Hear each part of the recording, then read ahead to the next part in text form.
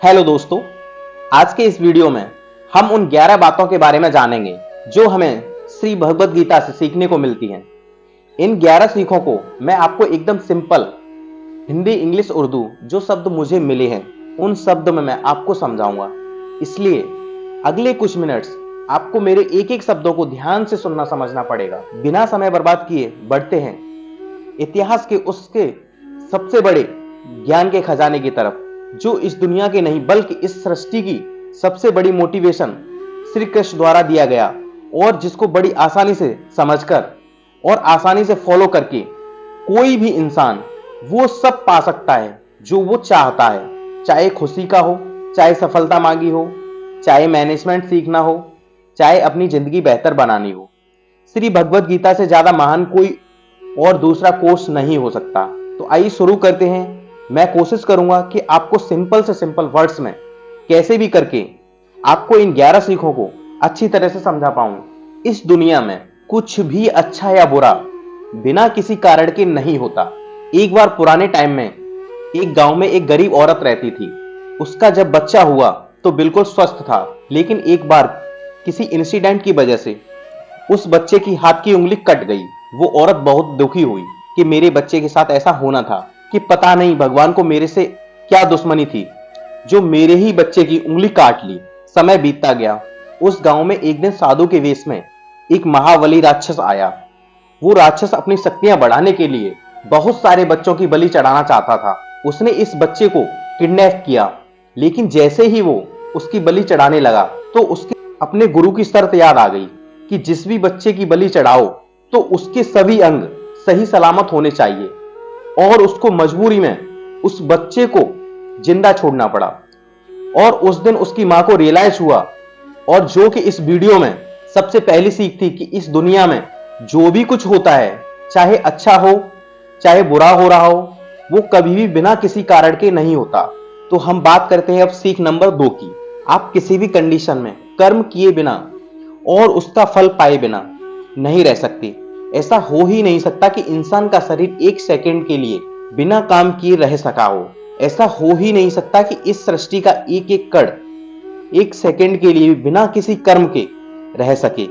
कर्म करना हमारे जीवन का अभिन्न हिस्सा है। अगर हम सोते भी हैं ना, तो हमारा दिमाग नहीं सोता। हम सपने देखते हैं, सांस लेते हैं। हम कर्म करने से कभी नहीं बच सकते। और ऊपर से भगवान यह भी बोलते हैं कि हमें किसी कर्म में बंध करके नहीं रहना चाहिए। कंफ्यूज हो ना?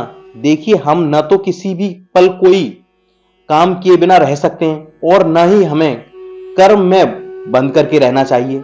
कहने का मतलब यह है कि हम जो भी करते हैं वो ये मानकर करें कि करने वाला मैं नहीं बल्कि करने वाला भगवान है। मैं तो केवल एक कार्य बनाता हूं, उसको करने के लिए।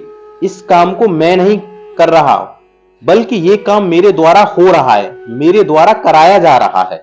और जब हमारी सोच इस लेवल की होगी तो हमें कभी भी कोई भी दुख नहीं मिलेगा, हमें कभी पश्चात नहीं होगा, हमें कभी घमंड नहीं होगा। अब हम बात करते हैं सीख नंबर 3 की।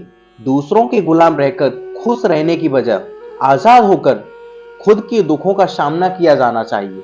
भले ही आपकी जिंदगी में कितने ही कष्ट हों, लेकिन आप आजाद हो ना, तो आप ही वास्तविक मनुष्य हो। श्री भगवद गीता में गुलामी को मौत से भी बुरा बताया गया है। इंसान किस किस का गुलाम नहीं है? वो अपने दिमाग का, अपने विचारों का। आज हम स्मार्टफोन के गुलाम हैं। कहीं काम कर रहे हैं तो किसी के गुलाम होकर काम कर रहे हैं। दूसरों का साथ लेना और दूसरों का गुलाम बनना, इसके बीच में एक हल्की सी लाइन, और इस लाइन के उधर आप चले गए ना, तो समझो आप गुलाम बन गए किसी के।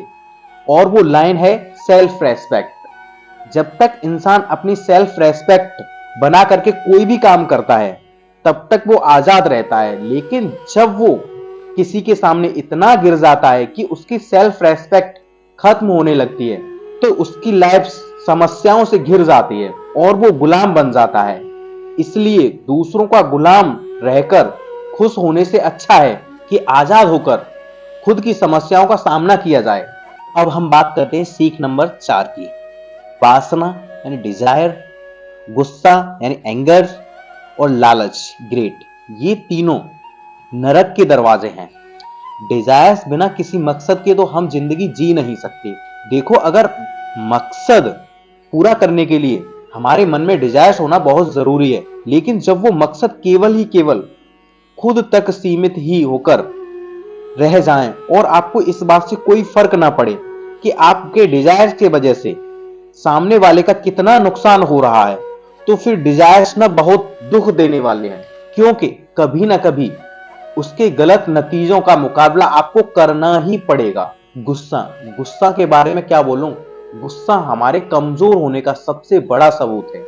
जो इंसान बहुत ज्यादा गुस्सा करता है ना, वो बहुत ही ज्यादा कमजोर होगा।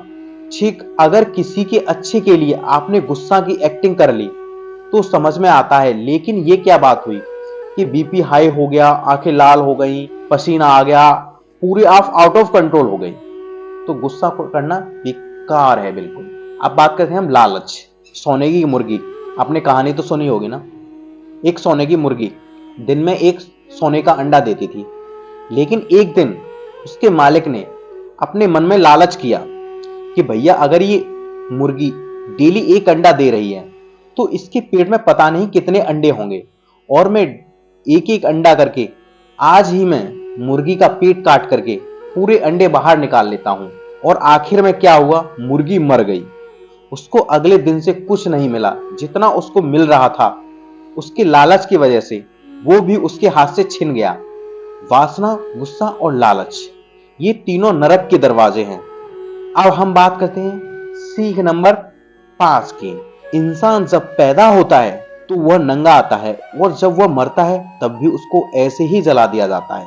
उसके साथ में कुछ नहीं जाता, वो कुछ भी नहीं लेकर जा पाता। जिंदगी में जो भी कुछ आपको यहां आने के बाद मिला है, वो आपके आने से पहले किसी और का था, और जब आप यहां से चले जाओगे तो वो सब किसी और का हो जाएगा। जो पैसा आपके पास है, जो नाम आपके पास है, जिस पोजीशन पर आप हो, आप उस पोजीशन पर आपसे पहले कोई और था। आज भले ही आप वहां हो, लेकिन कल कोई और आपसे वो जगह छीन लेगा। और यही सृष्टि का नियम है, और भगवत गीता की वो सबसे बड़ी सीख है जो आज हर एक पृथ्वीवासी को समझनी चाहिए। तो अगर बदलाव इस दुनिया का नियम है, तो फिर ऐसी कौन सी चीज है जो हमेशा रहती है। कोई तो चीज होगी जो हमेशा आपके जाने के बाद भी इस दुनिया में रहेगी, वो है इंसानियत। इंसानियत सबसे पहले एक अच्छा इंसान बनिए। हर एक मनुष्य उस परमात्मा का अंश है, और हमारे सीनेदार उस परमात्मा से जुड़े हुए हैं। हमारी आत्मा कभी गलत नहीं हो सकती, पर हम शरीर के सुखों के लिए गलत कामों में लग जाते हैं, और उनका नतीजा भी गलत होता है। खैर छोड़िए, आज हमारे पास जो कुछ भी है, चाहे हमारा प्यार हो, कोई रिश्ता हो, पैसा हो, वो हमसे एक ना एक दिन जरूर छिन जाएगा, जरूर दूर चला जाएगा। और यही इस सृष्टि का नियम है कि जो कल किसी और का था वो आज आपका है, लेकिन आज जो आपका है ना, वो आने वाले कल में किसी और का हो जाएगा। सीख नंबर 6 की। आज आप अपनी जिंदगी में जो कुछ भी हो, वो केवल और केवल आपकी सोच की वजह से हो। आज कोई भी इंसान अगर किसी लेवल पर है ना, चाहे वो लेवल ऊपर हो या नीचे हो, वो केवल और केवल उस बंदे की सोच की वजह से है। केवल और केवल वो आपके खुद के सेल्फ बिलीव की वजह से है। अगर एक भिखारी भी अमीर बनना चाहता है ना, और वह बनना चाहे तो अमीर बन सकता है। इस दुनिया के किसी माइकल लाल में इतनी हिम्मत नहीं है कि उसको अमीर बनने से रोक सके। और एक अमीर बर्बाद होना चाहता है तो वो भी आसान है। अगर कोई एथलीट कंपटीशन में गोल्ड मेडल लेकर आता है तो केवल उसकी सोच की वजह से है। किसी भी काम को एक्चुअल में, यानी कि फिजिकली कंप्लीट करने में बहुत टाइम लग सकता है, साल लग सकते हैं, पूरी उम्र निकल सकती है, लेकिन उतने साल तक अगर आप अपना मार्ग नहीं बदले तो वो केवल और केवल आपकी सोच की वजह से है। अगर आपको अपने मन में किसी मंजिल को जीत लिया तो उसको एक्चुअल में जीतना मात्र एक औपचारिकता रह जाती है। भगवत गीता से मिलने वाली और इस वीडियो की 7वीं सीख है, इस दुनिया में सबसे शांत इंसान वो है जिसकी बुद्धि और आत्मा दोनों एक पक्ष में है, जिनका दिमाग और दिल एक तरफ है।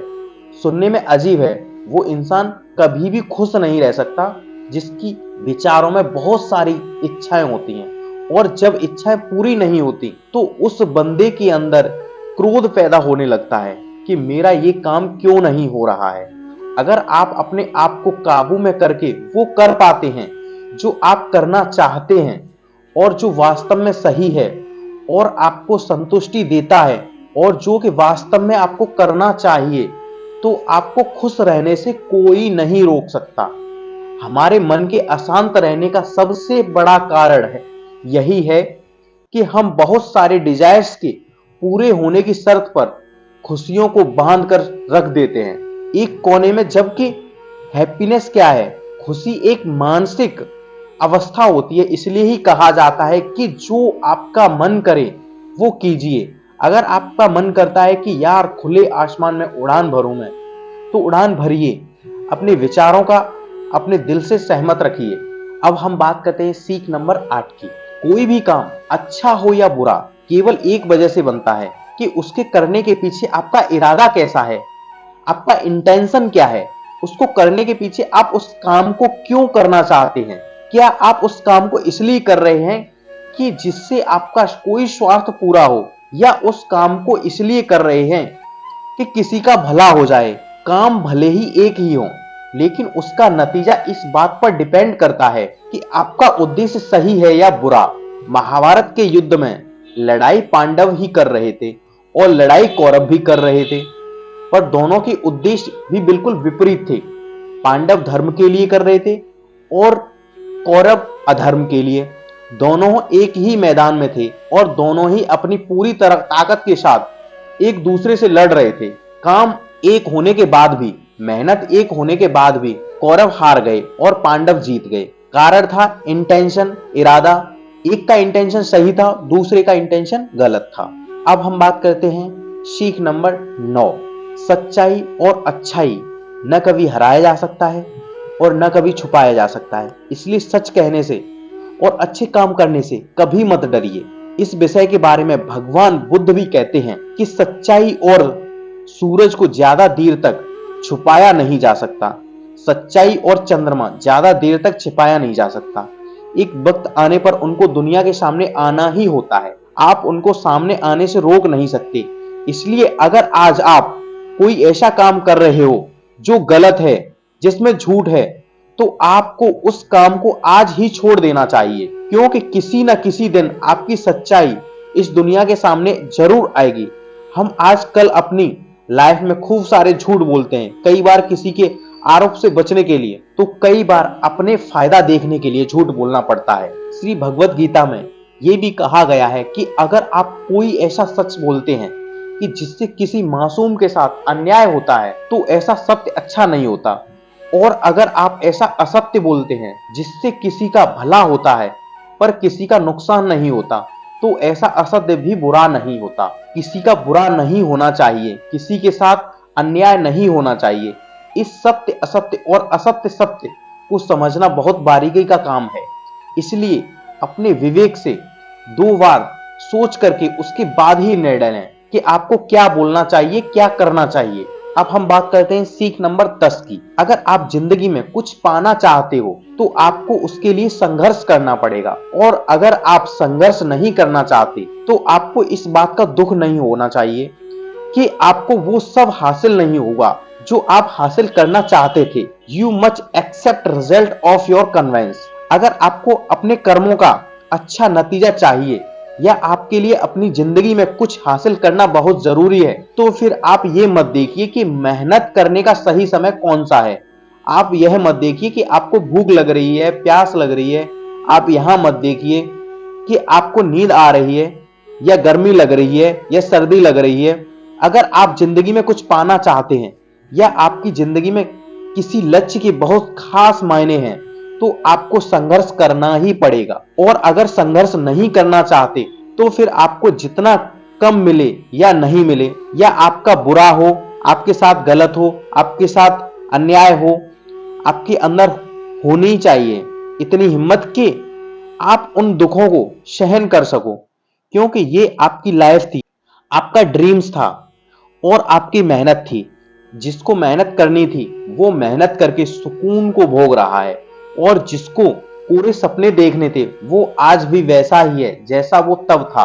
तब उसने सपना देखा शुरू किया। आपको संघर्ष करना पड़ेगा अपने सपनों के लिए। अब हम बात करते हैं सीख नंबर 11 की।